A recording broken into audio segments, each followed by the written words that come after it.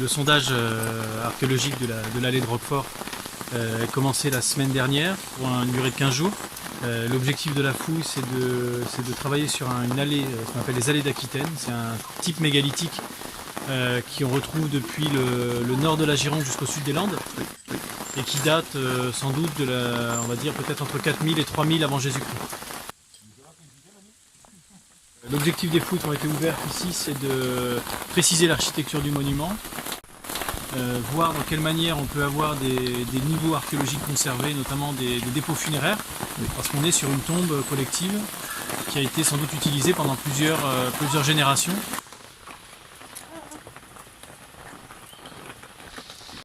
C'est un monument typique des allées d'Aquitaine, c'est-à-dire une grande allée mégalithique constituée de blocs dressés sur les côtés et puis de tables de couverture qui la plupart ont disparu, ce qui fait de Roquefort un site assez unique. C'est la taille du monument, c'est le plus grand allée de toute l'Aquitaine, et puis aussi la proximité avec des traces d'habitat qui ont été trouvées sur le plateau de Roquefort.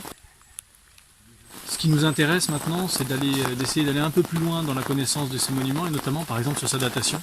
Jusqu'à maintenant, on n'a aucune datation pour la construction de ces monuments, dont on sait qu'ils sont néolithiques, mais le néolithique il dure presque 3 millénaires. Donc maintenant il faut savoir dans ces 3 millénaires à quel endroit on se situe.